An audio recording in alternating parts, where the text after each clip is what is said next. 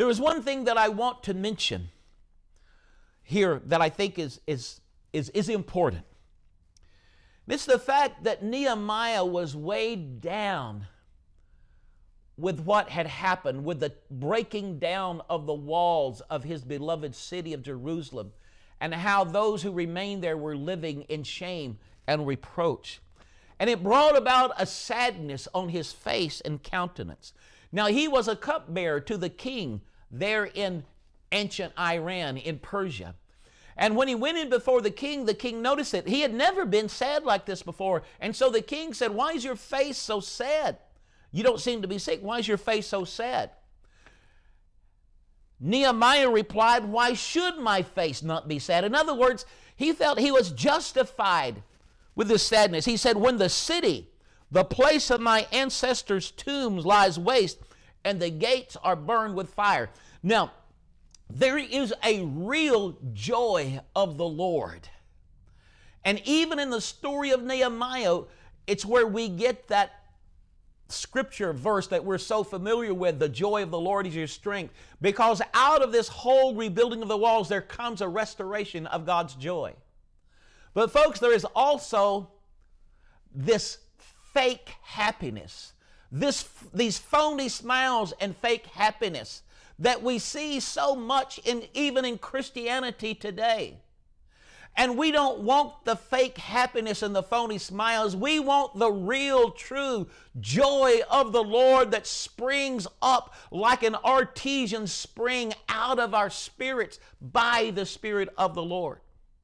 It's okay to be in a place of mourning at times, as long as you don't grovel in it, as long as you don't stay there, as long as out of that you turn your eyes onto Jesus and you use that as a motivation to call out to Him and to move you to do something about that situation in the name of the Lord.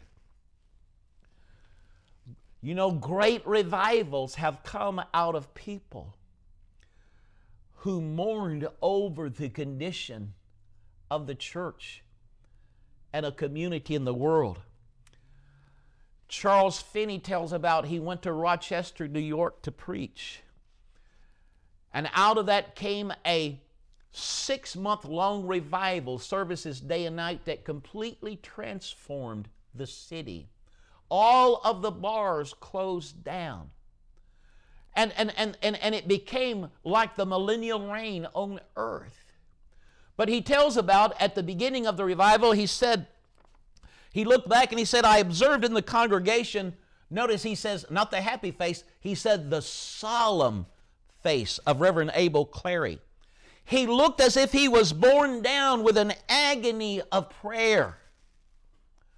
And Finney goes on and says, "And knowing the great gift of God that was upon him, the spirit of prayer, I was very glad to see him there." Finney did have a brief contact with Abel Clary. He came to one meeting and he brought his brother, who was a physician, with him, and they invited Finney to go home with them after lunch to have dinner on Sunday morning after the service. And Finney said they sat down to pray. And Abel Clary's brother, who didn't seem to be a committed follower of Jesus, asked his brother, just being polite, out of politeness, asked his brother to pray. And his brother started to pray, but he was overcome with tears and he pushed back his chair and he ran from the room. And his brother said, "What is wrong? Is he sick?" And Finney said, "I think I know the problem." And he went to the room where Abel Clary had fled.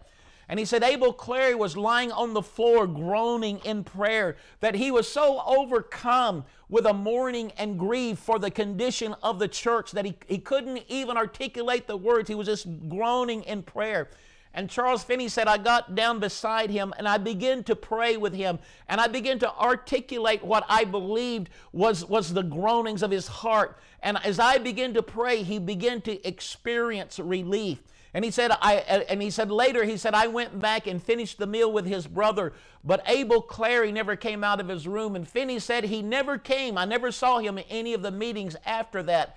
But I heard that he was spending his days and groaning in prayer.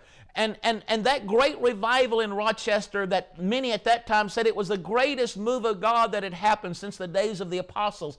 It wasn't because of Finney's preaching. It was because of people like Abel Clary and their prayers. They felt the need by the Spirit of God, and they groaned in prayer until the windows of heaven were open and God came down in His presence and power. My friends, I'm not interested in a phony, happy Christianity. Yes, I believe in the joy of the Lord, but we must not substitute a phony happiness or a fake smile for the real joy of the Lord that comes after we have interceded and we have prayed until God has answered and come down in His presence and in His power.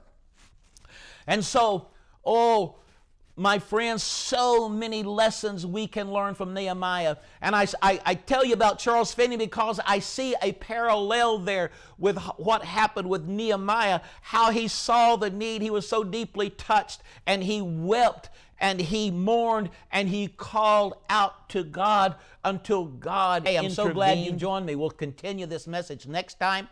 Please connect with me on Facebook. Send me an email. Write to me. I would love to hear from you. I'm Eddie Hyatt. I'll see you next week.